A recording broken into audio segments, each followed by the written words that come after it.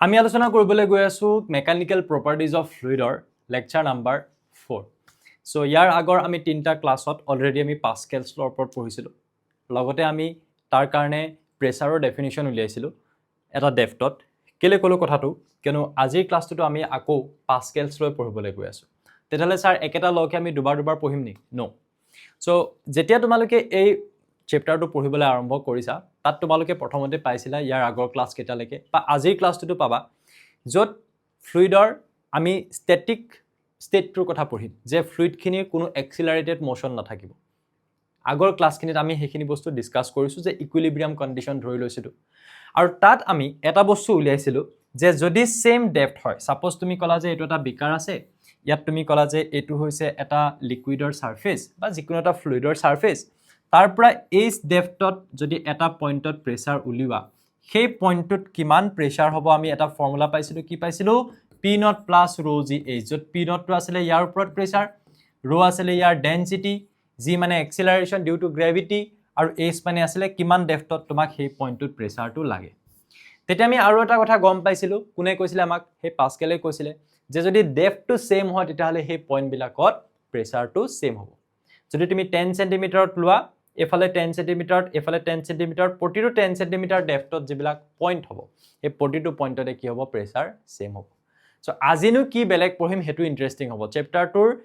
এইখিনি বস্তু যিখিনি আমি আজিৰ লেকচাৰটোত কভাৰ কৰিবলৈ গৈ আছো সেইখিনি হসাকে বহুত ইন্টাৰেষ্টিং বস্তু হয় তোমালোকে গম পাবা যেতিয়া আমি চেপ্টাৰটো বা যেতিয়া আমি লেকচাৰটোত আজি সোমাই যাম ওকে সো প্ৰথমতে আমি হেতুৱে পঢ়িম যে পাস্কেলছ ল কিহৰ কাৰণে হেকাৰণে পিছত এটা বস্তু লগাই দিছে চোৱা ফৰ ট্ৰান্সমিশন অফ ফ্লুইড ট্ৰান্সমিশন বুলি ক'লে তাত ফ্লুইডৰ এটা ধৰিলোৱা ইয়াত এখিনি ফ্লুইড আছে ফ্লুইডখিনি মুভ কৰিব এটা হে মুভ কৰিব বুলি কওঁতে মই তোমালোকক কৈছিলো যে পুখুৰীৰ পানীখিনি মুভ কৰে আৰু নদীৰ পানীখিনিও মুভ কৰে কিন্তু নদীৰ পানীখিনিৰ মুভমেন্টক আমি ফ্লো বুলি কওঁ কিন্তু পুখুৰীৰ পানীটোৰ মুভমেন্টক আমি ফ্লো বুলি নকওঁ সো ইয়াত যে কৈছো ট্ৰান্সমিশন অফ ফ্লুইড মই যে কৈছো ফ্লুইডখিনি মুভ কৰিব হেতু কিন্তু ফ্লো নহয় ফ্লোটো আমি ইয়াৰ পিছৰ ক্লাছটোৰ পৰা পঢ়িম বুজি পাইছানে তেতিয়া স্ট্ৰিমলাইন ফ্লোৰ কথা আহিব টাৰ্বুলেন্ট ফ্লোৰ কথা আহিব এইবিলাক এটা বেলেগ এখন দুনিয়া তাৰ মানে সো আজি আমি যিখিনি ফ্লো আমি মোশন মুভমেন্টৰ কথা পঢ়িম হেতু কিন্তু ফ্লো নহয় ইয়েস ফ্লুইডখিনি এখিনিৰ পৰা এখিনিলে যাব পাৰে কিন্তু এটো এক্সিলাৰেটেড মোশন নহব তাৰ মানে ওকে পঢ়িলে বুজি পাম দেন হাইড্ৰলিক লিফট কি বস্তু সো মই যেতিয়া কওঁ হাইড্ৰলিক শব্দটো থকাৰ মাত্ৰ গম পাবা হেতু ওয়াটাৰৰ লগত ৰিলেটেড আমি জানো যে আমি ফ্লুইড বুলি ক'লে তাত আমি জানো যে গ্যাস আৰু লিকুইড দুটাই আহে আৰু তাত আমি আটাইতকৈ সহজে ল'ব পৰা এটা ফ্লুইডৰ এক্সাম্পল হৈছে ওয়াটাৰ বিকজ তাক আমি সহজে পাওঁ আৰু আমি দেখিও পাওঁ স্যাৰ এয়াৰো আমি সহজে পাওঁ সো মই কৈছিলো যে এয়াৰটো আমি সহজে চকুৰে দেখি পাব নোৱাৰো ন কিন্তু আমি ওয়াটাৰটো ললে দেখিও পাব পাৰিম অবজাৰ্ভ কৰিব পাৰিম সহজে পাম আৰু অবজাৰ্ভও কৰিব পাৰিম সেইটো কাৰণে আমি কিহৰ কথা কম ওয়াটাৰৰ কথা এটা লিফট বুলি ক'লে তোমালোকৰ মনত এটা বস্তু আহে যে ডঙা কিবা এটা বস্তু ওপৰলে ডঙা যেনেকৈ লিফট কৰা বুলি ক'লে আমি সেই ডঙাৰ কথাটোৱে বুজো হয়নে নহয় সো যেতিয়া আমি কম হাইড্ৰলিক লিফট তাৰ মানে ওয়াটাৰৰ হেল্পত যেতিয়া আমি কিবা এটা বস্তু দাঙিম ওকে বা ইয়াৰ লগত তোমালোকে প্ৰ্যাকটিক্যাল কোট বস্তু ইউজ হয় সেইখিনিও তোমালোকে যেতিয়া দেখি যাবা তোমালোকে আৰু বেছি ভালকে ইমাজিন কৰিব পাৰিবা মই পিকচাৰছ দেখাম তোমালোকক আজি দেন এক্সাম্পল 9.5 আৰু 9.6 এইখিনি বস্তু আমি আজি ক্লাছটোত কভাৰ কৰিম ওকে আহি যোৱা চোৱা পাস্কেলছ ল ফৰ ট্ৰান্সমিশন অফ ফ্লুইড প্ৰেছাৰ বুলি ক'লে তাত আমি কি বস্তু পঢ়িম চোৱা ইয়াত মই এটা কাৰেকচন কৰিলো এটো ডিমিনাইজ নহয় হা এটো হ'ব আন অলপমান সৰুকে লিখো হে বৰ ডাঙৰ হৈ আছে কেনেকৈ লিখিম আন ডিমিনাইজড এই ওয়াৰ্ডটো মই প্ৰথমতে চেঞ্জ কৰি লৈছো পিপিটিটোত আমাৰ ভুল হৈ থাকিলে লিখোতে এতিয়া চোৱা সো ইয়াৰ মতে according to this a lawটোৰ মতে when external pressure is applied on any part of the fluid contained in a vessel suppose এটা vessel আছে এটা পাত্ৰ আছে পাত্ৰটোত ফ্লুইড আছে তাৰ যিকোনো এটা পাৰ্টত এই ফালৰ পৰা suppose তুমি এটা হেঁচা দিছা এটো বুজাবৰ কাৰণে মই এই বেজি সিৰিঞ্জটো তোমালোকক এক্সাম্পল দিব পাৰো সো ধৰি লোৱা এটো এটা কন্টেইনাৰ নিচিনাকে আছে হা আৰু তুমি কি কৰিছা ইয়াক এটা হেঁচা দিছা নাই এফালে এটা হেঁচা দিছা সো ফ্লুইড এখিনি আছে সাপোজ ইয়াতে এখিনিমান পানী আছে এটা যদি মই ইয়াতে পানীখিনি ভৰাই লৈ ইয়াত এনেকে পেলাও তেতিয়া হলেতো মোক মাই গালি দিব সো লেটাৰ নকৰো জায়গাটো বাট তোমালোকে ইমাজিন কৰা যেনিবা ইয়াতে কি আছে এখিনিমান ফ্লুইড আছে ওকে ওয়াটাৰ আছে সাপোজ হা সো মই কি কৰিলো ওপৰৰ পৰা যেতিয়া মই হেঁচি দিম তেতিয়া হলে কি হ'ব এই ওয়াটাৰখিনিৰ এই পোৰশনটোত মই এটা প্ৰেছাৰ এপ্লাই কৰিম আৰু তেতিয়া কি হ'ব ওয়াটাৰখিনি এফালে ওলাই যাব হয়নে নহয় এফালে এটা হোল আছে কিন্তু তাকে নকৰি যদি তুমি ইয়াত এনেকৈ ফুটা কৰি দিয়া ইয়াৰ পৰা হেঁচি দিলে কি হ'ব এই সব ফালেদি এই ফুটাবিলাকেদি কি হৈ যাব পানী ওলাই যাব ইয়াৰ মিনিংটো কি যে প্ৰেছাৰ তুমি এটা জেগাতে দিছা কিন্তু সব ফালে সি কি হৈছে বিস্তৃত হৈ গৈছে মানে সব ফালে বিয়পি গৈছে তাৰমানে সেই বস্তুটো যে এটা কন্টেইনাৰত যেতিয়া তুমি কোনো এটা অংশত প্ৰেছাৰ দিবা সব ফালে যে ইকুৱেলি আনডিমিনাইজ তাৰমানে কমি নোযোৱাকে ইকুৱেল এমাউণ্টত যে সকলো ডিৰেকশ্যনতে ইকুৱেল এমাউণ্টত এফালে যিমান এফালে সিমান এফালে সিমান এফালে সিমান প্ৰেছাৰতে ওলাই গুচি যাব এই কথাটো আমাক কোনে কৈছিলে পোনপ্ৰথমৰ বাবে পাস্কেলে কৈছিলে এতিয়া দেখাত বস্তুটো একদম সৰু স্যাৰ এইটো বচ্চো কা খেল হে মানে কেলে এনেকুৱা লাগিছে বিকজ ইয়াত তোমালোকে দেখিছা বেলুন এটা আছে তাত পানী ভৰাইছে বেলুনটো স্যাৰ বাচ্চাবিলাকে খেলে কিন্তু নহয় ইয়াৰ পৰা তোমালোকেও এটা কনসেপ্ট বুজিব পাৰা যে এই বেলুনটোৰ ক্ষেত্ৰত তুমি পানী ভৰাই যদি ফুটা কৰি দিয়া তেতিয়াহ'লে দেখিবা যে যিফালে ফুটা কৰা সেইফালে ইয়াত পানীখিনি ওলাই যাব আৰু সেম প্ৰেছাৰত সব ফালে ওলাই যাব তুমি যদি এফালে এটা হেঁচা দি দিয়া এফালৰ পৰা তেতিয়াহ'লে সব ডিৰেকশ্যনতে য'ত ফুটা কৰিছা তাত পানীখিনি সমানে ওলাই গুচি যাব সেই বস্তুটো হৈছে এইটো সেইকাৰণে ট্ৰান্সমিশন অফ ফ্লুইড বুলি কৈছে ইয়াত ফ্লুইডৰ ট্ৰান্সমিট হৈছে এনেকে ফ্লুইডবিলাক যে ইয়াত তুমি প্ৰেছাৰ দিছা ফ্লুইডবিলাকে এফালৰ পৰা এফালে গতি কৰি এফালে ওলাই গুচি গৈছে সো সেইটো কাৰণে ইয়াত ট্ৰান্সমিশন ৱৰ্ডটো ইউজ কৰা হৈছে বুজি পাইছানে সো সেইকাৰণে কৈছে যে যেতিয়া আমি এক্সটাৰ্নেল প্ৰেছাৰ দিম বাহিৰৰ পৰা প্ৰেছাৰ দিব লাগিব ন ইয়াক তুমি এফালৰ পৰা হেঁচি দিছা এনেকে টেপা মাৰি দিছা সো সেইটো এটা এক্সটাৰ্নেল প্ৰেছাৰ বা এফালৰ পৰা হেঁচিছা এক্সটাৰ্নেল প্ৰেছাৰ বা এই পিষ্টন এইটো আমি পিষ্টন বুলি কওঁ ন পিষ্টনটো হেঁচি দিছা এইটো এক্সটাৰ্নেল প্ৰেছাৰ যেতিয়া এক্সটাৰ্নেল প্ৰেছাৰ তোমালোকে এপ্লাই কৰিবা তেতিয়া কি হ'ব যিকোনো এটা পাৰ্টত তেতিয়া হলে ট্ৰান্সমিটেড তেতিয়া কি হ'ব এপ্লাইড যিকোনো পাৰ্টত যেতিয়া এক্সটাৰ্নেল প্ৰেছাৰটো এপ্লাই কৰিবা সেই এক্সটাৰ্নেল প্ৰেছাৰটো ট্ৰান্সমিট হ'ব তাৰমানে এক্সটাৰ্নেল প্ৰেছাৰটো এঠাইৰ পৰা আনঠাইলৈ যাব এই ঠাইতে নাথাকে সেই প্ৰেছাৰটো সব ফালে যাব আনডিমিনাইজ কমি নোযোৱাকে আৰু ইকুৱেল ইন অল ডিৰেকশ্যন সকলো ডিৰেকশ্যনতে সমানে যাব একদম সিম্পল এটা বস্তু সো তাক বুজিবৰ কাৰণে তোমালোকক একচুয়ালি মই আৰু এটা ডায়াগ্ৰাম ইয়াতে শো কৰিছো যেটো এনেকুৱা ধৰণে আছে এই বেজিটোৰ নিচিনাই বস্তুটো এটো সেম বেজ বনাই মই ইয়াতে এনেকে ধৰণে ৰাখিলো দেই এনেকে ধৰণে ৰাখিলো আৰু কলো যে ইয়াতে এটা পিষ্টন আছে আৰু এই পিষ্টনটো যেতিয়া মই এফালৰ পৰা এটা প্ৰেছাৰ লগাই দিম এফালৰ পৰা মই যেতিয়া এটা প্ৰেছাৰ লগাই দিম যদি মই কওঁ ইয়াতে ফ্লুইড এটা আছে ফৰ এক্সাম্পল সাপোজ ওয়াটাৰ আছে তো তেতিয়া কি হ'ব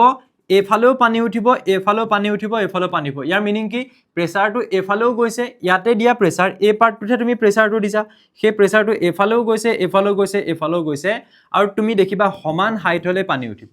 এনেকুৱা নহয় যে এটো প্ৰথমতে পালে ইয়াত প্ৰেছাৰটো ইয়াত পাইপ বেছি ওপৰলৈ উঠিব ইয়াত বেছি ওপৰলৈ ইয়াত কম এনেকুৱা নহয় গুটেই কিটাতে সমান হাইটত উঠিব কিন্তু তাৰ কাৰণে এটা বস্তু নেসেসাৰী ইয়াতে হ'ব লাগিব কি যে ইয়াৰ ক্ষেত্ৰত এহেতৰ যেটো থিকনেস এই থিকনেস গিটা দুইটা গুটেই গিটাৰে ইকুৱেল হ'ব লাগিব ঠিক আছে তুমি একদম সিম্পল এটা কন্ডিশন ভাবি লোৱা সমান থিকনেসৰ সমান বহল এনেকুৱা তিনটা তুমি ইয়াত কি বনাই ললা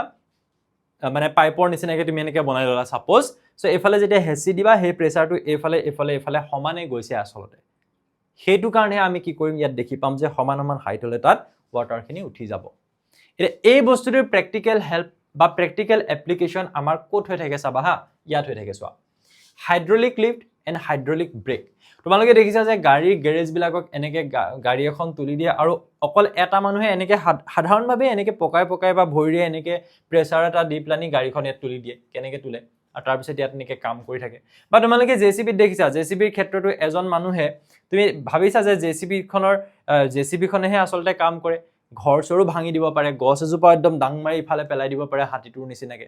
সো হেতু কেনেকে পসিবল বিকজ স্যাৰ এটো এটা মেচিন হয় কিন্তু তাত তুমি যদি এই ইয়াৰ পৰা যদি তুমি ইয়ালৈকে আহা এই অংশটোৰ পৰা তুমি যদি এই অংশটোলৈকে শিফট হৈ দিয়া তেতিয়া তুমি দেখিবা যে এই মানুহজনে সাধাৰণ এডাল লাঠি এনেকুৱা কৰিয়ে এই গোটেই প্ৰসেসটো চলাই আছে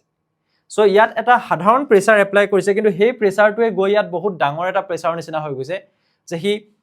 বহুত ডাঙৰ কাম কৰি দিব পাৰিছে বহুত গধুৰ বস্তু এটা সহজে দাঙি দিব পাৰিছে বুজি পাইছা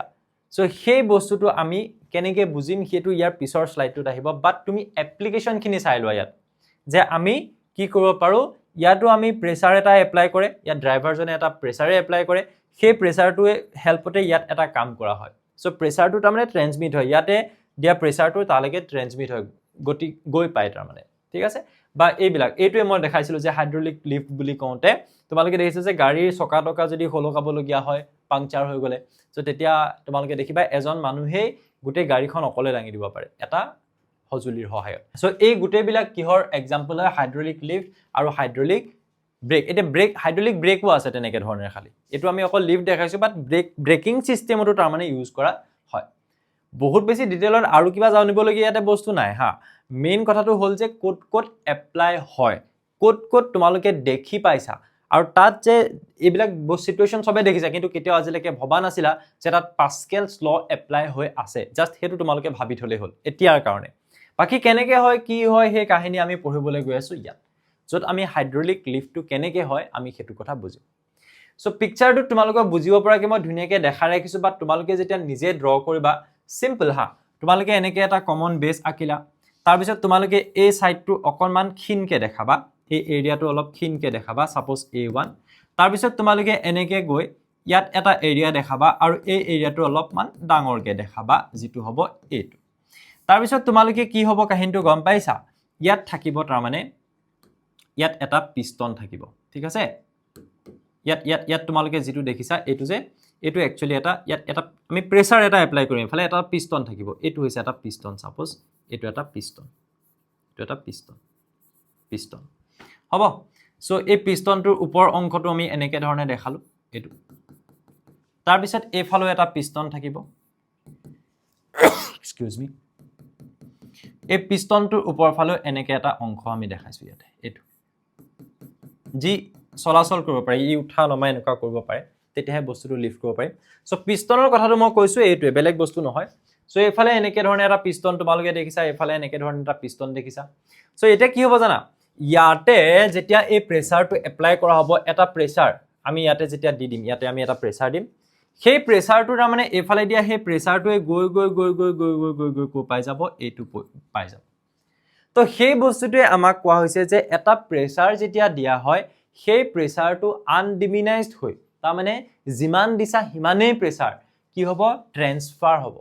এই অংশটোত দিছিলা গৈ প্লানি তাপ পাব যেটো মই কৈছো যে আমাৰ এটা যেটো এটা আছিল কি হাথৰটা আছিল ইয়াতে মাৰিলে টিপা গড়গাঁও পালেগৈ হিপা আনসাৰটো হৈছে কি ভূমিকম্প তেনেকৈ ধৰণেৰে সো ইয়াতে দিলা এটা প্ৰেসাৰ সেই প্ৰেসাৰটো আনডিমিনাইজড হৈ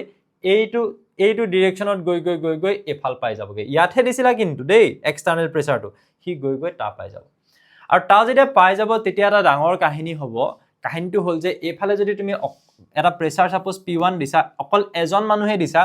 সেই প্ৰেসাৰটোৱে গৈ যেতিয়া এফালে দিছা দেখিছা যে ইয়াত এৰিয়াটো ডাঙৰ সো যেতিয়া এৰিয়াটো ডাঙৰ হৈ যাব সেই যেটো বল দিছিলা সেই বলটো ইয়াত বাঢ়ি যাব যিমানটো ফোৰ্স দিছিলা নিজে বাঢ়ি যাব বাঢ়ি গৈ ইমানে বাঢ়ি যাব যে তুমি ইয়াত অকলে এখন গাড়ীও লিফ্ট কৰি দিব পাৰিবা সেই বস্তুটো আমি ইয়াত কেনেকৈ হয় আমি বুজিবলৈ গৈ আছো এতিয়া এই ডায়াগ্ৰামটোৱে মই ইয়াত যদি দেখাই দিও তোমালোকৰটো কোনো অসুবিধা চাগে নাই হয় নাই সো মই এই ডায়াগ্ৰামটো ইয়াত তোমালোকক দেখাই আছো চোৱা যে কলো ইয়াৰ এৰিয়াটো হৈছে A1 ইয়াৰ এৰিয়াটো হৈছে A2 কোনো অসুবিধা নাই তাৰ পিছত মই কলো যে এফালে মই যেটো প্ৰেসাৰ দিছো হেতু হৈছে P1 ওকে এতিয়া তোমালোকে ইয়াত কি বস্তু লিখিবা হেখিনি তোমালোকৰ ক্লাস নোটটোত মই অলৰেডি দি দিছো সো বেছিকে মই আৰু লিখাই নাথাকো বস্তুখিনি মই তোমালোকক দেখাই দিও হা মেইনলি তোমালোকক মই এক্সপ্ৰেছনটো দেখাই দিও আচ্ছা মই এফালে ফোৰ্স এটা দিছো বুলি কলো মই প্ৰথমতে F1 ফোৰ্স এটা ইয়াতে মই দিছো বুলি তোমালোকক কলো ঠিক আছে চোৱা এতিয়া যদি এই এৰিয়াটো A1 হয় আৰু A1 এৰিয়াটোত যদি তুমি ফোৰ্সটো F1 দিয়া তেতিয়া হলে ইয়াত তুমি দিয়া হে P1 যেটো প্ৰেসাৰ বুলি কৈছো P1 প্ৰেসাৰটো কিমান হ'ব তোমালোকে উলিয়াই লব পাৰা চোৱা নাও pressure at A1 if F1 force is applied যদি আমি তাত F1 force দিও তেতিয়া হলে তাত যেটো প্ৰেসাৰ হ'ব কিমান হ'ব প্ৰেসাৰ is equals to force divided by area ইয়াত force দিছা F1 area হৈছে A1 সো এইটো তুমি তোমাৰ বাবে এটা এক্সপ্ৰেছন হিচাপে লৈ লব পাৰা সো এতিয়া তুমি কি বুলি লিখিবা now force on A2 due to the pressure মই কি বুলি লিখিছো চাবা দেই due to the pressure P1 year meaning to কি এটো হৈছে পাস্কেলছ ল পাস্কেলে কৈছিলে যে ইয়াত যেটো প্ৰেসাৰ দিবা সেই প্ৰেসাৰটো যিমানটো হয় সাপোজ তুমি P1 বুলি কৈছা সেই প্ৰেসাৰটো আনডিমিনাইজ তাৰ মানে অলপো কমি নোযোৱাকে গতি কৰিব কোলে গতি কৰিব ইয়ালে গতি কৰিব সো তুমি ইয়াত ফোৰ্স কেনেকে দিছা এক্সটাৰ্নালি আৰু তাৰ বাবে তুমি ইয়াত প্ৰেছাৰটো পাইছা সো এই প্ৰেছাৰটো তুমি এক্সটাৰ্নেল ফোৰ্স দি জেনাৰেট কৰিছা আৰু সেই প্ৰেছাৰটোৱে গৈ ইয়াত এটা ফোৰ্স বনাব কিয়নো গাড়ীখন ওপৰলৈ কিয় উঠিব তাৰটো ওয়েট আছে ওয়েটৰ এগেইনষ্টত ইয়াক এটা ফোৰ্স দিব লাগিব সো গাড়ীখনৰ ওপৰত যেটো ফোৰ্স তুমি দিবা যাক তুমি সাপোজ F2 বুলি কবা A2 এৰিয়াত সেই ফোৰ্সটো কৰ পৰা কোনে দিছে সেই ফোৰ্সটো বেলেগ নহয় এই প্ৰেছাৰটোৱে গৈ দিছে যেটো প্ৰেছাৰ তুমি ইয়াতে পাইছিলা যেটো হৈছে P1 তো এই পইণ্টত যেটো ফোৰ্স আহিছে কাৰ কাৰণে আহিছে প্ৰেছাৰ P1 ৰ কাৰণে আহিছে তেতিয়া হলে তুমি তাত ফোৰ্সটো কি বুলি লিখিবা তুমি এটা বস্তু জানা যে সিন্স তুমি এটা বস্তু জানা যে প্ৰেছাৰ হৈছে ফোৰ্স ডিভাইডেড বাই এৰিয়া তেতিয়া হলে ফোৰ্স কিমান হ'ব প্ৰেছাৰ ইনটু এৰিয়া তো P1 প্ৰেছাৰৰ বাবে ফোৰ্সটো এই A2 এৰিয়াটোত তুমি কি বুলি কবা F2 বুলি কবা কাৰ বাবে P1 প্ৰেছাৰৰ বাবে সো P1 বুলি কবা কোনটো এৰিয়াত A2 এৰিয়াত সো এ ঠাইত তুমি A2 লিখিবা সো ইয়াত কনফিউজন হ'বলগিয়া বা কনফিউজনত আহিবলগিয়া কোনো কথা নাই যে স্যাৰ আপুনি ইয়াতে F2 দিলে ইয়াত A2 দিলে ইয়াত আকৌ P1 দি দিলে বিকজ P1 প্ৰেছাৰটোৰ কাৰণে F2 ফোৰ্সটো আহিছে এই A2 এৰিয়াটোত F2 ফোৰ্সটো যে পাইছা হেতু বেলেগ এটা প্ৰেছাৰৰ কাৰণে পোৱা নাই বা A2 এৰিয়াটোত বেলেগ এটা প্ৰেছাৰ নাই যেটো প্ৰেছাৰ এই পিষ্টনটোৱে A2 এৰিয়াত দিছিলে হেতুৱে আনডিমিনাইজড হৈ তাৰমানে অলপো কমি নোযোৱাকে ট্ৰান্সমিট হল ইয়াৰ পৰা গৈ ইয়া পালে কথাটো বুজি পালা হেতু হৈছে পাস্কেলছ ল আৰু তাক আমি কেনেকৈ ইউজ কৰি দিছো ইয়াতে এটা তোমাৰ ধুনিয়া এটা এক্সপ্ৰেছন ওলাব এক্সপ্ৰেছনটোত কি পাবা তুমি চাবা হা যে P1 ৰ কাৰণে তুমি অলৰেডি উলিয়াই থৈছিলা যে ইয়াত প্ৰেছাৰটো কিমান হ'ব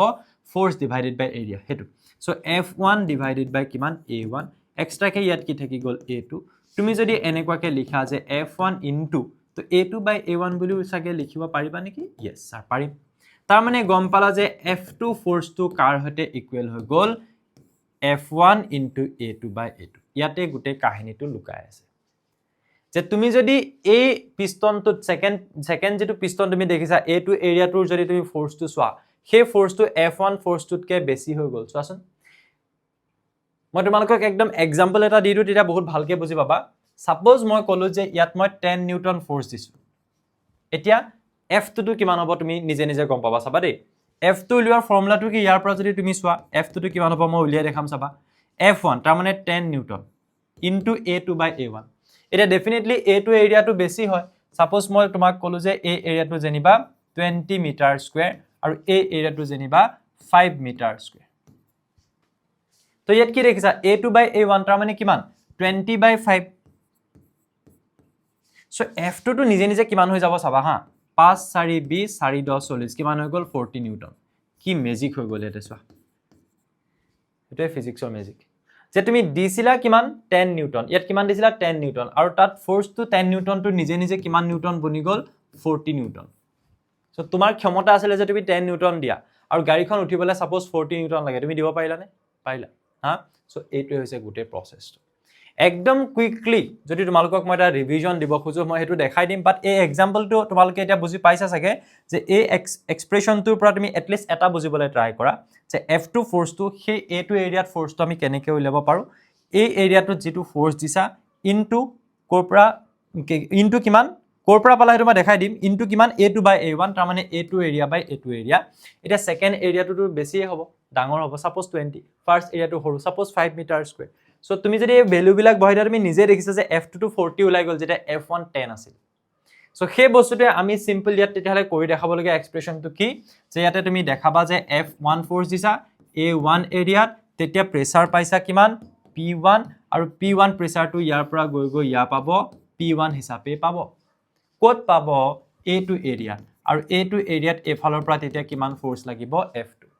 এটা তোমাৰ ধান্দাটো হল যে তুমি কি উলিয়াব লাগিব F2 মেইন কামটো হেতু আৰু ফোৰ্স উলিয়াবলে তোমাৰ ফৰ্মুলা কি যে pressure is equals to force divided by area তেতিয়া হলে force is equals to pressure into area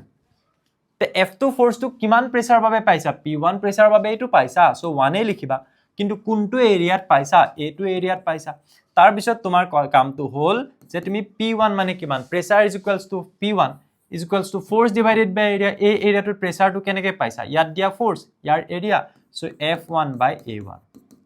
এফালে থাকিলে A2 তাৰ পৰা তুমি সোৱা একদম তিনটা স্টেপত তুমি দেখাই দিব পৰা এটা বস্তু হৈছে A2 অৰ্থাৎ যেটো F2 force হ'ব F2 force to কি হ'ব A2 by A1 ইমান ফ্যাক্টৰটোত বেছি হ'ব যে এই এৰিয়াটোৱে ডিভাইড কৰি তুমি যেটো নাম্বাৰ পাবা ফৰ এক্সাম্পল যেনেকৈ মই তোমালোকক এইমাত্ৰ দেখাইছিলো 20 মিটাৰ স্কয়াৰ যদি হয় 5 মিটাৰ স্কয়াৰ যদি হয় তেতিয়া তুমি ইয়াৰ পৰা 20/5 কৰি যেনেকৈ তুমি 4 এটা পাইছিলা সেই হিমান গুণ তাৰ মানে বাঢ়ি যাব কিমান গুণ বাঢ়িব সেই বস্তুটো আমাক ই দিব যে সেকেন্ড পিষ্টনটোত ফোৰ্সটো তুমি দিয়া ফোৰ্সটোতকে কিমান গুণ বাঢ়ি যাব সেই বস্তুটো আমি ইয়াত দেখাই দিলে হৈ যাব সো ফাইনাল এক্সপ্ৰেছন কোলৈকে যাব লাগিব ইয়ালৈকে তাত মেইন বস্তু এটো তাৰ কাৰণে তুমি খালি আগতেকে p1 টো উলিয়াই দেখাই লৈছা কিমান ইজি হয় ন একদম দেখাত ইমান দীঘলীয়া টপিক নিচিনা লাগে একোই নাই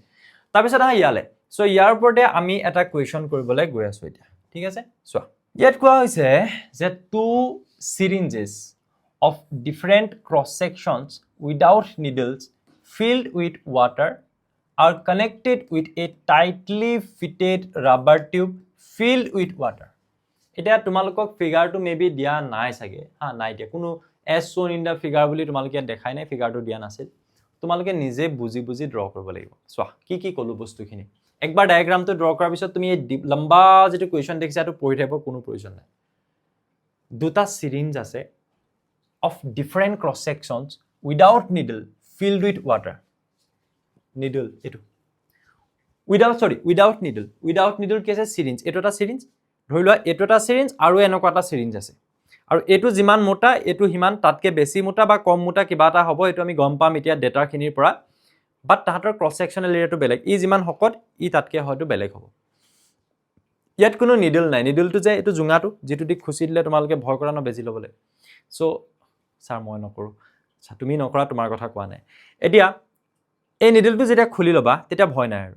তাৰ পিছত তুমি কি কৰিলা এই নিডলটোৰ পৰা এডাল পাইপ লগালা আৰু ইমাজিন কৰা নিডলটোৰ পৰা নহয় এই মূৰটোৰ পৰা তুমি এটা পাইপ লগালা নিডলটো খুলি ললা তাৰ পিছত তুমি সেই পাইপ ডালনি ইটুত লগাই দিলা তাৰ মানে ডায়াগ্ৰামটো এনেকুৱা হ'ব এই বস্তুকিটা মই এটা ড্ৰ কৰিম চাবা হা কোনটো ক্ৰস সেকশনাল এৰিয়াটো বেছি বুলি কৈছে আমি কোৱেশ্চনটো পঢ়িলে বুজিয়ে পাম বাৰু তথাপিতো মই ইয়াতে প্ৰথমতে তোমালোকক দেখাই লওঁ এনেকে তোমালোকক মই দেখালো যে এইটো হৈছে এটা সিৰিজ হল বৰ বেকা বেকি হৈছে ধুনিয়াকৈ আঁকিম হা তে বেছি ভালকে ধৰিব পাৰিবা এইটো হৈছে এটা সিৰিজ তাৰ পিছত আৰু এটা সিৰিঞ্জ আছে মানে এইটো দুটা সিৰিঞ্জ আছে মানে কথাটো হেতু দুটা সিৰিঞ্জ আছে বুজিলা so two syringes of different cross section ইটুতকে হেতু বেলেগ দেখিছানে আৰু অকমান যদি তোমালোকক মই ফিল কৰিব বিচাৰো আৰু অকমান ক্ষীণ কৰি দিও তেতিয়া তোমালোকে আৰু ভালকে ফিল কৰিবা দেখিছা বেলেগ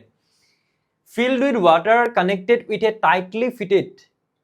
rubber tube filled with water এটা rubber tube এটাৰ দ্বাৰা মই এনেকে কানেক্ট কৰি দিছো যেটো ওয়াটাৰৰ দ্বাৰা ফিল্ড হৈ থাকিব একদম টাইটলি ফিট কৰি দিছো এনেকে ইটোৰ লগত হিটো এনেকে আমি কানেক্ট কৰি দিছো এটো আৰু তাত কি ফিল্ড হৈ আছে বুলি কোৱা আছে ওয়াটাৰ ইয়াত ধৰিলা তুমি পিষ্টন কিটা দেখাব পাৰা ন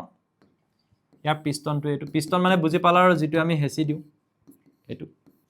আৰু ইয়াৰ পিষ্টনটো হৈছে সাপোজ এটো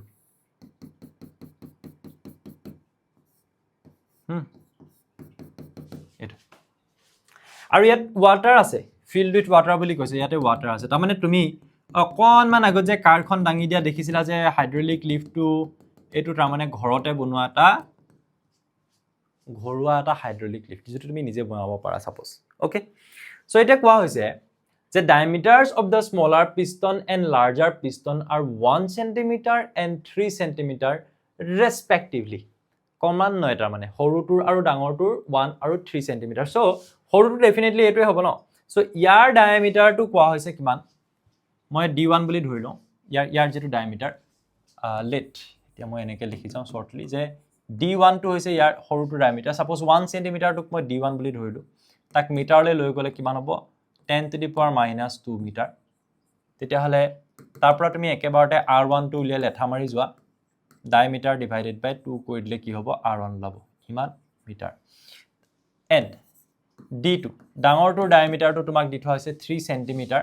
সো তাক তুমি একেবাৰে মিটাৰলৈ লৈ গৈ লেঠাটো মাৰি দিয়া 10 to the power minus 2 metre একেবাৰে ৰেডিয়াসটো উলিয়াই থৈ যোৱা r2 কিমান হ'ব 3/2 into 10 to the power minus 2 metre দুটা বস্তু বহুত বেছি ইম্পৰ্টেণ্ট হ'ব ইয়াতে এটা হ'ব এইটো আৰু এটা হ'ব এইটো হৈছে তাৰ পিছত চোৱা তো তুমি এখিনলৈকে কোৱেশ্যনটো আৰু ঘূৰি যাব লাগিব নেকি চোৱা মই নুচোৱাকে যদি মই এতিয়া সলভ কৰিব পাৰো ইট মিন্স এটো প্ৰয়োজনে নাই এতিয়া হৈ গ'ল এখিনলৈকে খতম তুমি এতিয়া ডায়াগ্ৰামটো চাই থাকিলে হ'ল আৰু find the force exerted on the larger piston when a force of 10 Newton is applied to the smaller piston যে সৰু পিষ্টনটো যদি তুমি 10 নিউটন ফোৰ্স দিয়া তেতিয়াহলে এই ডাঙৰ পিষ্টনটোতো জানিছা যে ফোৰ্সটো ডাঙৰ হৈ যাব সেই ফোর্সটো কিমান হ'ব তোমালোকে উলিয়াব লাগে সো তোমালোকে এটা বস্তু গম পালা যে এগেইন ইয়াত তোমালোকে গম পালা যে F1 is equals to 10 Newton then F2 is equals to কিমান তুমি সেই বস্তুটো উলিয়াব লাগে হল সো ইয়াৰ পিছত তুমি এইখিনিও পঢ়িবলৈ প্ৰয়োজন নাই এটা তোমাৰ হাতত কোৱেশ্যনটো নাই তেতিয়াহলে তোমাৰ হাতত কি থাকি গল এটা diagram this is the technique sir কেনেকৈ ফিজিক্স পঢ়িব লাগে মোক যদি হুদা মই এটা ভিডিও তোমালোকক ধেই কিবা কিবি টিপস দিব পাৰো সেইখিনি ইমান ওয়াৰ্ক নকৰে যেতিয়া আমি এনেকে ধৰণে প্ৰ্যাকটিক্যালি এটা কোৱেশ্যন লৈ সলভ কৰিছো সেইখিনি সিস্টেম ফিজিক্স পঢ়াৰ সিস্টেমটো এইটো পঢ়িবা ডায়াগ্ৰাম আঁকিবা তাৰ পিছত তুমি ডায়াগ্ৰামটোতে গোটেই কাহিনীটো দেখি থাকিবা আৰু তাৰ পিছত তুমি ফলো কৰিলে হ'ল ডেটাখিনি তুমি লিখি লবা ফৰ্মুলা এতিয়া তোমাৰ হাতত আছে তুমি জানা যে এইটো সিচুৱেচনত আমি কেনেকৈ উলিয়াও সো therefore F2 উলিওৱাৰ ফৰ্মুলা কি আছিল যে অৰিজিনালি যেটো ফোৰ্স আছিল তাৰ লগত কিমান মাল্টিপ্লাই হৈ যায় মনত পেলোৱা ইয়াৰ এৰিয়াটো যদি তুমি A2 বুলি কোৱা ইয়াৰ এৰিয়াটো যদি A1 বুলি কোৱা ডাঙৰটো বাই সৰুটো এৰিয়া আছিল তেতিয়া আমি ফ্ৰেকশনটো পাম কিমান গুণ হ'ব সো A2 বাই A1 এটো আছিল আমাৰ ফৰ্মুলাটো তুমি সব বিচাৰি পাবা চাবা F1 কিমান ফোৰ্স দিছিলা 10 নিউটন স্যাৰ ওকে F2 ওলাই যাব দেই A2 স্যাৰ A2 A1 আমাৰ হাতত নাই নহয় মই কৈছো আছে কেনেকৈ আছে চোৱা পাই r স্কয়াৰ কৰিলে হল A2 A1 মানে এই সাৰ্কুলাৰ এৰিয়াটো তুমি যদি এই পিষ্টনটো যদি তুমি চোৱা এই অংশটো হা মই টানি উলিয়াই দিলো এটো চোৱা এইটো এফালৰ পৰা চালে এটো কি হয় সাৰ্কুলাৰ এটা এৰিয়া নহয় জানো হা হয় হেতু পাই r স্কয়াৰ হ'ব তাৰ মানে এইটো ইয়াত আমি ভৰাই দিলে এনেকুৱা হৈ থাকে সো এফালৰ পৰা এটো সাৰ্কুলাৰ এৰিয়াটো সো সেই পিষ্টনটোৰ এৰিয়াটো আমি কেনেকৈ লিখিম পাই r স্কয়াৰ সো আমি লিখিম পাই r1 স্কয়াৰ আৰু হেতুৰ কাৰণে আমি কি বুলি লিখিম পাই r2 স্কয়াৰ বুলি লিখিম তেতিয়া তোমালোকৰ এটা মাথাৰ কামৰণি এটা নোহোৱা হৈ যাব যেটো হৈছে পাই পাই কটাকটি গুচি যাব আৰু r গিটা পাই থৈছে ইয়াত বহাই দিলে কাম খতম r গিটা পাই থৈছে বহাই দিলে কাম খতম হয়নে নহয় তোমালোকে নিজে চোৱা হয়নে নহয় তোমালোকে নিজে চোৱা এফালে থাকিলে তোমাৰ F2 এফালে থাকিলে 10 into r1 square r1 মানে কিমান 10 to the power minus 2 by 2 okay 10 to the power minus 2 by 2 তাৰ whole square কৰি দিয়া আৰু তলত কি থাকিলে r2 square মানে কিমান 3 by 2 into 10 to the power minus 2 whole square so মই তলত 2 গিটা হেকানে ৰাখিছো কটাকটি গুচি যাব এতিয়া সো 10 into ওপৰত কিমান থাকিব 10 to the power minus 2 whole square মানে কিমান minus 4 হৈ যাব আৰু 2 2 এফালে 4 হৈ যাব এটো থাকিলে ওপৰত তলত কিমান থাকিব এই 2 2 4 হৈ যাব ওপৰত কিমান হ'ব 3 into 10 to the power কিমান হৈ যাব minus 2 sorry এটো স্কয়াৰ কৰি দিয়া আকৌ 3 3 গুণ 9 হৈ যাব 9 into 10 to the power minus 2 into 2 কিমান হৈ যাব minus 4 আৰু তলত কিমান থাকিব 2 2 গুণ 4 থাকিব এটো হৈ গ'ল তাৰ পিছত তুমি তা ক্যালকুলেট কৰিবৰ কাৰণে কেনেকৈ কৰিবা তুমি তো বহুত ভালকে জানা মুতকৈ ভালকে জানা থাকে so 10 to the power minus 4 divided by 4 হ'ব ইয়াত চাৰ পূৰণ কৰি দিলে 4 টো ওপৰত যাব তলত থাকিব 9 into 10 to the power minus 4 এই গুটেখন কটাকটি গুচি গ'ল চোৱা 4 4 10 to the power minus 4 10 to the power minus 4 কি থাকিলে স্যাৰ 10 by 9 কি থাকিলে 10 by 9 কৰা 10 by 9 কিমান পাবা 10 ক 9 ৰে ডিভাইড কৰা মিস্টেক হৈ গৈছে নেকি নাই হোৱা ন ঠিকইটো আছে ও হো হো আমি r2 স্কয়াৰটো ওপৰ লিখিব লাগিছে এক্সট্ৰিমলি সৰি আমাৰ ইয়াত কি হ'ব লাগিছিল f1 into a2 by a1 আছিল সৰি সো a2 আমাৰ ওপৰত আছিল ন সৰি গলতি সে মিস্টেক হৈ গল আমাৰ ওপৰত কি আছিল a2 তলত কি আছিল a1 উল্টাকে লিখিলো তেতিয়া হলে হা এইখিনি পাগো কৰি দিম যা r2 হল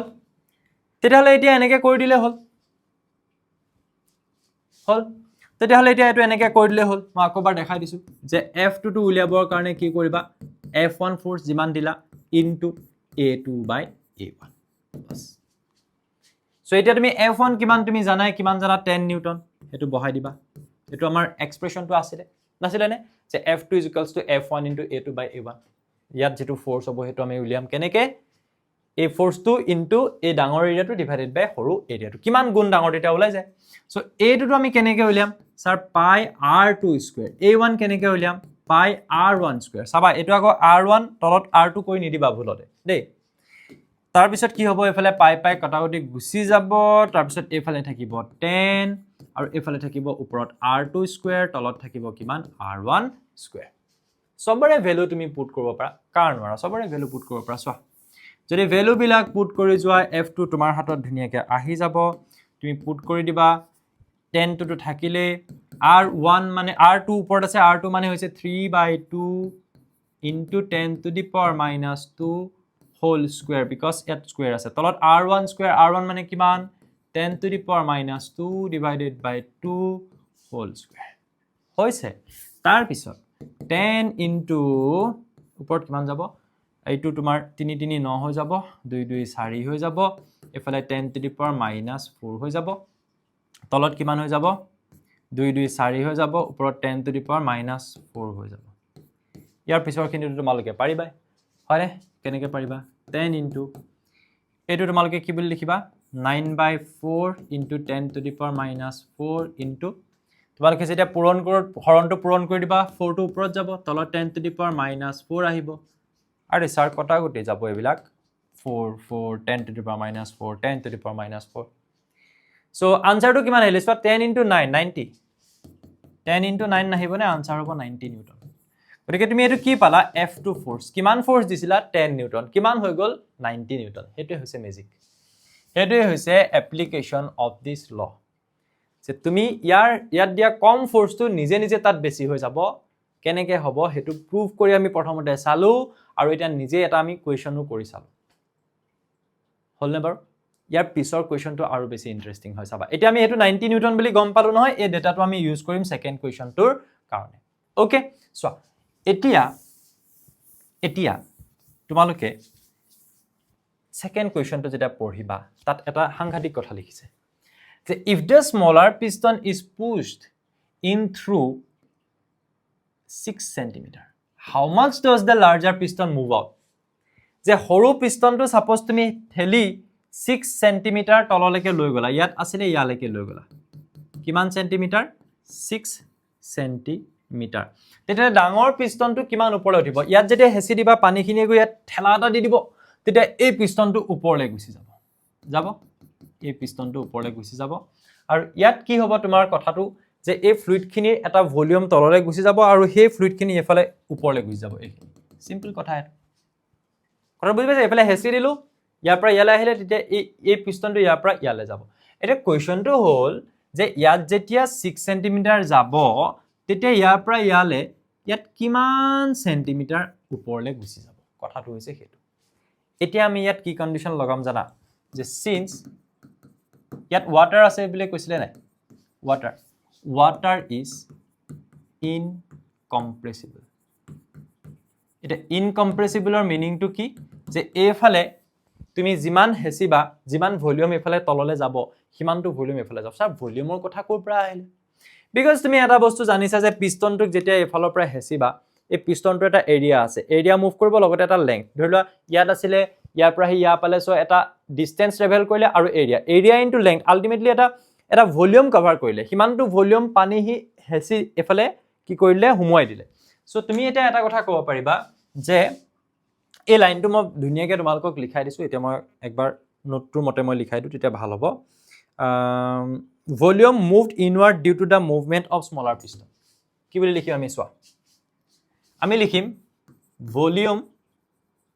এই কন্ডিশনটোৰ কাৰণে হ'ব হা volume moved inward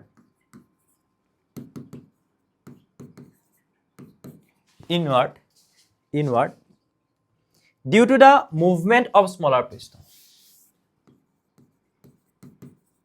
due to the movement of smaller piston যে সৰু পিষ্টনটোৰ যেটো মুভমেন্টৰ কাৰণে ভিতৰলে যিমানটো ভলিউম ইনওয়াৰ্ড হ'ব সিমানটো ভলিউম ইয়াত আউটৱাৰ্ড হ'ব, বাহিৰলৈ ওলাই যাব সিমানটো ভলিউম। সো আমি কি বুলি লিখিম, ইয়াৰ পৰা চাই লিখিব পাৰা, চোৱা ভলিউম কোনফালে ওলাই যোৱা ভলিউম, মুভ কোনফালে আউটৱাৰ্ড। ই যেতিয়া ভিতৰলৈ সোমাই যাব ই বাহিৰলৈ ওলাই যাব, হেঁচাটো দিব আউটৱাৰ্ড। কাৰ কাৰণে? Due to the movement of what? Larger piston. Yes sir, বুজি পাইছো এতিয়া। Due to the movement of larger piston. So volume মানে হৈছে এৰিয়া ইনটু লেংথ, ছাৰ আমি জানো। সো ইয়াত কিমান ভলিউম হ'ব, ইয়াৰ এৰিয়া আৰু ইয়াত কিমান লেংথ গ'ল, আমি ক'ম যে A1 ইনটু 6 সেন্টিমিটাৰ, হয়নে ছাৰ? হয়, 6 সেন্টিমিটাৰ লেন্থ আৰু এৰিয়াটো হৈছে ইমান। আৰু এইফালে তুমি এনেকৈ লিখি ল'ব পাৰা যে A1 ইনটু L1 আৰু এইফালে লিখিব পাৰা যে A2 ইনটু L2।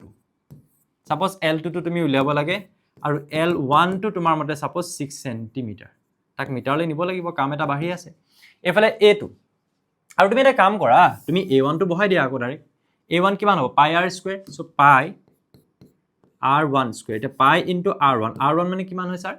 R1 মানে হৈছে তোমাৰ, আমি পাই থৈছিলো নহয় ইয়াতে, কিমান পাই থৈছিলো? 10 to the power minus 2/2 পাইছিলো, মনত আছে? চোৱা কপিখনত লিখি থোৱা আছে। সো পাই R স্কোয়াৰ, এইটো কাৰ ঠাইত লিখিলো? এৰিয়াটোৰ ঠাইত লিখিলো A1। লেংথ, কিমান লেংথটো ইয়ালৈ সোমাই গৈছে sir? 6 centimetre. So 6 into 10 to the power minus 2 লিখি দিয়া, তেতিয়া মিটাৰলৈ গুচি যাব। এইখিনি থাকিলে এইফাললৈ।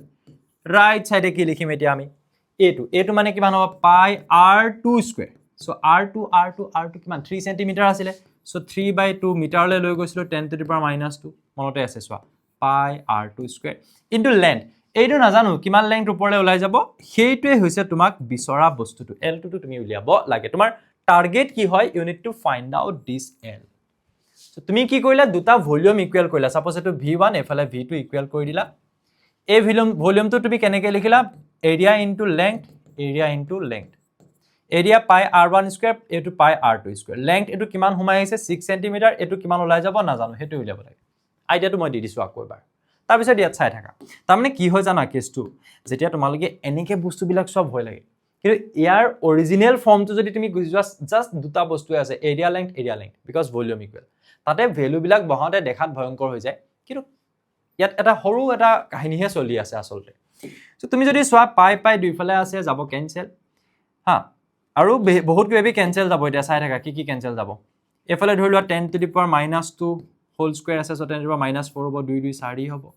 এইফালে 6 হ'ব, 10 to the power minus 2 হ'ব। এইফালে কি হ'ব চোৱা আকৌ, 3 3 9 হ'ব। এইফালে তোমাৰ 2 2 4 হ'ব, হোল স্কোয়াৰ আছে ন, 10 to the power minus 4 হ'ব। আৰু এইফালে কিমান হ'ব? L2 নাজানো, L2 টো আমি নাজানো, L1 টো আমি জানিছিলো। সো এতিয়া কিবা কিবি কেনচেল যাব। চোৱা 4 এফালেও আছে, এফালে তলত আছে, কটাকটি গ'ল। 10 to the power minus 4, 10 to the power minus 4 কটাকটি গ'ল। থাকিলে 6 into 10 to the power minus 2 আৰু এইফালে L2। তোমাৰ আনসাৰ আহি গ'ল। এইফালে 6 into 10 to the power minus 2, এই 9 টো এইফালে মাল্টিপ্লাই হৈ আছে, এইফালে লৈ আনা ডিভাইড হৈ যাব। এইফালে তেতিয়া তোমাৰ L2 টো থাকি যাব। বাস L2 উলিয়াই দিয়া, L2 উলিয়াই দিয়া, খেলা খতম। সো এতিয়া L2 উলিয়াবৰ কাৰণে তোমালোকে কি কৰিবা? তোমালোকে কি কৰিবা? L2 ইজ ইকুৱেলছ টু, এইটো কৰা আৰু L2 is equals to ultimately 6/9 কৰিলে যিটো হ'ব সেইটোৱে আনসাৰ হ'ব ন, ইমান মিটাৰ। সো 6ক 9 ৰে কৰা ডিভাইড। হা, পইণ্ট দিম, 0 আহিব। 9 5 গুণ 45, 9 6 গুণ 54, 10 সাইকেল থাকিল 6, পইণ্ট থকাৰ কাৰণে 0, 0.6666 গৈ থাকিব নেকি? সো 0.67 বুলি লিখি দিব পাৰিবা, 10 to the power minus 2 metre. So তোমালোকে জানা সাইন্টিফিক নোটেশনত কেনেকৈ লিখিব লাগে। 6.7 বুলি লিখিবা। সো ডাঙৰ সৰু এটাক ডাঙৰ কৰিলা, আকৌ সৰু কৰিবলৈ 10 to the power minus 1 multiply কৰিবা, বিকজ এটাৰ পিছলৈ নিছা, into 10 to the power minus 2। So 6.7 into 10 to the power minus 3, তাৰমানে আনসাৰ কিমান হ'ব? ইয়াৰ পৰা মই ইয়াত লিখি দিওঁ 6.7 into 10 to the power minus 3 metre. তাত কি হ'ব? বস্তুটো ওপৰলৈ উঠি যাব। সেইটোৱে আমাৰ আনসাৰ চাগে ঠিকে ওলাইছে ন? য়েছ,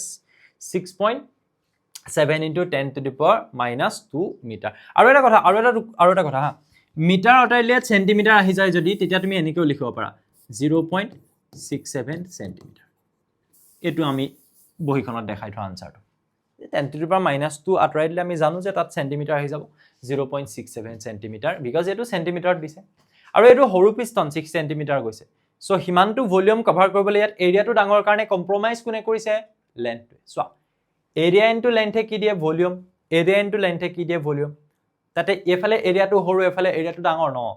সো ইয়াৰ যেটো এৰিয়া হেতু সৰু সেইকাৰণে তাত লেন্থটো বেছি হৈছে আৰু ইয়াৰ যেটো এৰিয়া হেতু ডাঙৰ সেইকাৰণে লেন্থটো কম হৈছে আলটিমেটলি ভলিউম কিটা একে আছে বুজিলা সো লেন্থটো কিমান ইফালে উঠি যাব 0.67 সেন্টিমিটাৰ দেখাত কি ভয়ংকৰ লাগে ন কোৱেশ্চনটো কিন্তু আমি জনা বস্তুটো এপ্লাই কৰিয়ে আমি ইয়াৰ আনসাৰটো কৰিব পাৰো খতম ডান আগত যাও সোৱা নেক্সট আৰু এটা ধুনিয়া কোৱেশ্চন আছে মেবি এটো লাষ্ট কোৱেশ্চন হ'ব আজিৰ ক্লাছটোৰ কাৰণে a car lift compressed in a car lift compressed air exerts a force F1 on a small piston having a radius 5 cm so etu hoise eta car lift compressed air mane car liftot compressed air exert a force F1 tar mane ekhini hoise compressed air etia jetia ami lift buli kom hydraulic lift eta ami koislo generator hydro buli kole ki hoy water kotha hai but in some cases tat ki use kora hoy air tat fluid hisabe use kora hoy lift koribor karone okay so jetia ami air use korim tetia air use korisu aru tat ami kiman force disu efalor pora F1 force disu kuntu pistonot disu jar radius to hoise R1 buli ko 5 cm this pressure is transmitted to a second piston of radius 5 cm second eta piston ase aru he piston tur jeto radius hetu hoise 5 cm 5 cm নহয় নেকি 15 centimeter 15 centimeter radius or piston tule ইয়াত যেটা আমি force to দিম ন তেতে pressure এটা আহিব হে প্রেসার টু ইয়াৰ পৰা ইয়ালৈকে ট্ৰান্সমিট হৈছে যেটো পিষ্টনলে ট্ৰান্সমিট হৈছে হে পিষ্টন টু ৰেডিয়াস টু কিমান বুলি কৈছে 15 centimeter okay done this pressure is transmitted to a second piston of radius iman if as shown in the figure এটা figure দিয়া থাকিব দে ইয়াত if the mass of the car to be lifted is 1350 kg এটা ইয়াত যেটো যিখন কাৰ তুমি উঠাব বিচাৰিছা তাৰ ভৰটো কিমান 1350 কিলোগ্ৰাম তাৰ মানে তাৰ ওজনটো তুমি উলিয়াই লোৱা তাৰ weight তুমি উলিয়াই লোৱা কিমান হ'ব তাৰ weight কিমান হ'ব তুমি ভাবা তাৰ weight হ'ব mg ইয়াৰ লগত g মাল্টিপ্লাই কৰি দিয়া g টো 9.8 বুলি ধৰিবলৈ কৈ দিছে কিন্তু সো কিমান হ'ব 1350 * 98 বুলি মাল্টিপ্লাই কৰি দিয়াচোন প্ৰথমতে 8008540 0 4 কৰিলে 8 3 24 25 27 28 8 2 কৰিলে 8 গুণ 8 9 10 9 0 0 9 5 45 5 4 কৰিলে 9 3 গুণ 27 31 1 3 কৰিলে 9 গুণ 9 10 12 যদি মোৰ ভুল হোৱা নাই 0 0 এফালে 8 13 3 1 কৰিলে 1 1 2 2 1 3 1 এটাৰ আগত দশমিক দিবা 13230 13230 নিউটন ইয়াত ওয়েট আছে যদি মোৰ ভুল হোৱা নাই এবাৰ চেক কৰো ইনে আকৌ কৈ থকাত কিয় 13230 নিউটন কাৰেক্ট সো তোমাক কি কলে জানা তোমাক কলে যে ফোৰ্স টু ইয়াতে দিছা ইয়াৰ খিনিয়ে গৈ এটা প্ৰেসাৰ ইয়াত দিব আৰু ইয়াৰ ৰেডিয়াসটো হৈছে ইমান যত দিব তাৰ ৰেডিয়াসটো হৈছে হিমান যিখন গাড়ী তাত লিফট কৰিব তাৰ ভৰটো হৈছে ইমান তেতিয়ালে সেই গাড়ীখনে তললে থকা ওয়েটটো হৈছে ইমান উলিয়াই ললো এখিনি বস্তু খতম তাৰ পিছত তুমি বাদ দিয়া হে এখিনি কি কৰিবা এখিনি চাই থাকি এখিনি বাদ দিয়া ইয়ালৈকে বাদ দিব পাৰা calculate f1 এতিয়া তোমাক উলিয়াবলৈ কোৱা বস্তুটো f1 what is the pressure necessary to এটো পিছৰ কথা প্ৰথমতে তুমি ফাইন্ড আউট কৰিব লগা বস্তুটো হৈছে f1 সো এটো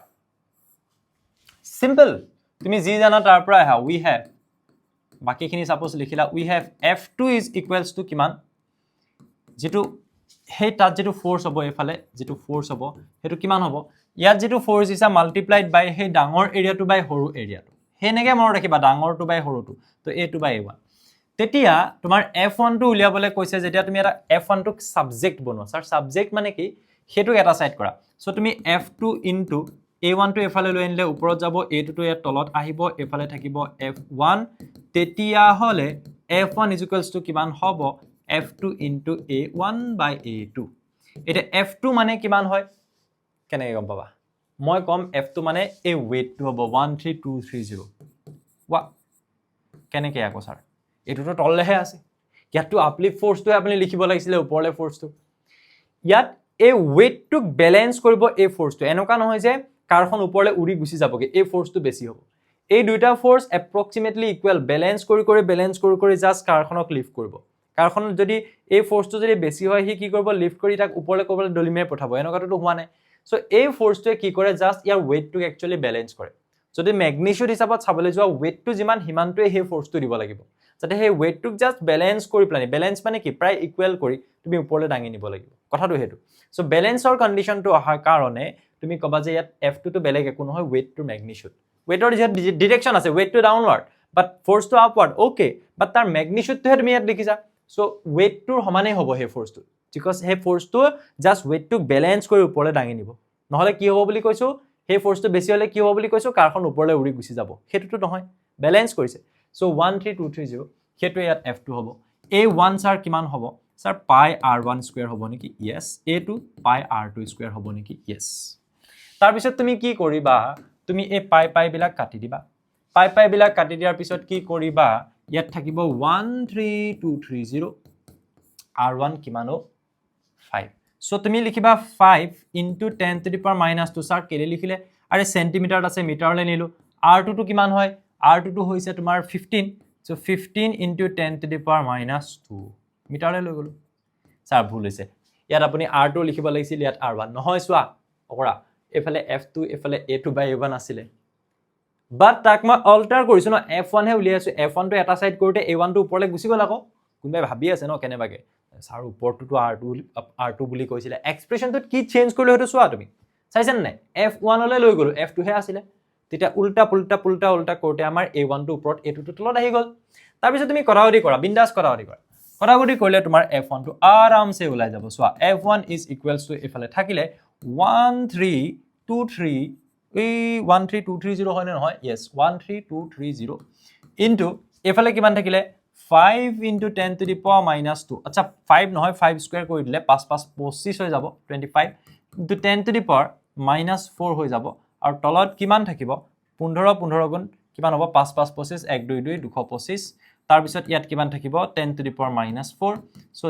definitely ইয়াত কি হ'ব 10 to the power minus 4 কিটা ক্যান্সেল যাব নে ক্যান্সেল স্যার যাব সো ইয়াত যদি আমি 25 এৰে কৰো এটো যাব 9 বাৰ নাযাব জানো সোৱা 25 into 9 কৰে 9 5 45 5 4 কৰিলে 9 18 হৈছে কিবা yes 25 এ 9 বাৰ যাব মুখতে কেনেকৈ কৰিলো যে 25 এ 4 বাৰ দিলে 200 হয় সো 8 বাৰ দিলে 4 বাৰ দিলে 100 হয় 8 বাৰ দিলে 200 হ'ব 8 টাইমছ দিলে সো আৰু এটা লগাই দিয়া 25 হ'বৰ কাৰণে 9 মুখতে উলিয়াবা এইবিলাক টাইম পাস নকৰিবা দেই সোৱা তাৰ পিছত এফালে কি হ'ব 13230 তলত কিমান থাকিব 9 ডিভাইড কৰা 9 গুণ 9 তো এফালে 4 যাব 42 হ'ব কৰি দিও সোৱা 13230 9 এৰে কৰা 9 গুণ 9 তেৱন গল থাকিল স্যাৰ এফালে 2 আহিলে 9 4 গুণ 36 12 গল থাকিল 6 3 নামিব 9 6 গুণ 54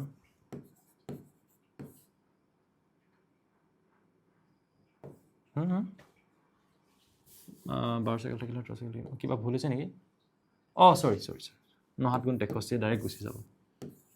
9 into 7 is 63 so এফালে 0 আহিব 0 দি দিয়া খতম 1470 নিউটন হেতু হ'ব F1 ফোর্স ইয়াত ফোর্সটো কিমান দিছিলা হেতু উলাই গল যে 1470 দিছিলা কিন্তু হি হৈ গল কিমান 13230 বিকজ মই কৈছো F2 তো বেলেগ একো নহয় ওয়েটটো সমানে হ'ব 13230 আৰু 1470 আছিল বহুতখিনি বাহি গল আনসাৰটো ঠিকই আছে ন yes 1470 নিউটন হৈ গল এটা নেক্সট কৈছে what is the pressure necessary to accomplish this task যে এই টাস্কটো কমপ্লিট কৰিবৰ কাৰণে ইয়াত যেটো প্ৰেসাৰ হ'ব এটো কিমান হ'ব তাৰ মানে এই প্ৰেসাৰটো P1 টো এটো কিমান হ'ব হলে নাও P1 is equals to pressure মানে force divided by area so P1 মানে F1 by A1 এই এৰিয়াটোত ফোৰ্স যেটো তুমি এই মাত্ৰ পাইছা 1470 এই এৰিয়াটোৰ এই ফোৰ্সটোত এই এৰিয়াটোত ফোৰ্স আৰু সেই এৰিয়াটো তেতিয়া সেই প্ৰেসাৰটো পাবা ন এই প্ৰেসাৰটোৰ কাৰণেটো টাস্কটো হ'ল সেই প্ৰেসাৰটো P1 ইয়াতে প্ৰেসাৰ দিছা সো সেই প্ৰেসাৰটো উলিয়াব লাগে হেতুই কৈছে A1 মানে হৈছে স্যাৰ পাই r1 স্কয়াৰ ভ্যালু বহাই দিওক আনসাৰ পাই যাব 1470 পাই মানে 3.14 r1 মানে স্যাৰ r1 মানে হৈছে আমাক দি থোৱা আছিল 5 so 5 into 10 to the power minus 2 তাৰ স্কোৱাৰটো খালি এৰি থৈ যাতে ভুলতো নোযোৱা ওকে পাই r স্কোৱাৰ আছিলে calculate these all for the final answer final মানে দুটা আনসাৰ আছিলে এটা ফোৰ্স এবাৰ প্ৰেসাৰ উলিয়াইছা p1 is equals to 1470 divided by 3.14 আছে না ইয়াতে এক মিনিট দেই আজি মোৰ ঠাণ্ডা লাগি গৈছে কে এচিটো কাৰণে বেমাৰ সেমাৰ নহলে হল গৰম বহুত ন সো গৰম ঠাণ্ডা মিক্স হৈ থাকিলে গাছা বেয়া লাগি যাব এনিৱেজ 3.14 ইয়াত ৰাখি দিয়া এফালে তোমাৰ 5 5 25 হ'ব আৰু 10 to the power minus 4 হ'ব হল এটা ক্যালকুলেট কৰা আৰু এখিনি ক্যালকুলেট কৰিবা মই কৈ নাথাকো এতিয়া এখিনি ক্যালকুলেট কৰিলে তোমাৰ ফাইনালি আনসাৰ ওলাব 1.9 into 10 to the power 6 কিমান ওলাব 10 to the power 6 নহয় 10 to the power 5 ওলাব নেকি yes 1.9 into 10 to the power 5 কৰিবা ওলাব ইমান পাস্কেল পাস্কেল মানে এটো ওপৰত চোৱা নিউটন এটো তলত মিটাৰ স্কয়াৰ আছে না নাই এৰিয়াৰ কাৰণে সো নিউটন পাৰ মিটাৰ স্কয়াৰ আহিব সো নিউটন পাৰ মিটাৰ স্কয়াৰ নিলিখি তুমি তা কি বুলি লিখিব পাৰা পাস্কেল বুলিও লিখিব পাৰা আৰু যেতিয়া 10 to the power 5 থাকে তুমি জানা হেতু অতৰাই দিলে পাস্কেলটো কলৈ গুছি যায় এটমস্ফিয়াৰ আগৰ ক্লাছত আমি কৰিছো গটিকে প্ৰেসাৰটো হ'ব কিমান প্ৰেসাৰ তাতে দিলু বুলি কলে আমি স্ট্যান্ডাৰ্ড ফৰ্মত কম 1.9 এটমস্ফিয়াৰ খতম হল সো এই ইয়াত ফোর্স কিমান দিলা হেতু আমি উলিয়ালো দেন আমি কলো যে হে ফোৰ্সটোৱে যেটো বাই গুটে কামটো কৰিব কাৰণে যিমানটো তাত প্ৰেসাৰ হ'ব প্ৰেসাৰটো কিমান হ'ব তাৰ আনসাৰটো আমি পালো 1.9 এটমস্ফিয়াৰ দেন হৈ গল সো ইমানখিনি আমি আজিৰ ক্লাছটোত আজি ডিসকাস কৰিলো সো ইয়াৰ পিছৰ ক্লাছটোত আমি যেটা ফ্লুইড মেকানিক্সটোৱে পঢ়িম বাট তাত আমাৰ কি হ'ব ফ্লুইডৰ ফ্লোৰ কথা আহিব ফ্লো তাত আমি স্ট্ৰিমলাইন ফ্লো টাৰ্বুলেন্ট ফ্লো এইবিলাক বস্তুৰ কথা পাম বহুত বেছি ইন্টাৰেষ্টিং বস্তু থ্যাংক ইউ আজিৰ ক্লাছটো আমি ইমানতে সামৰিছো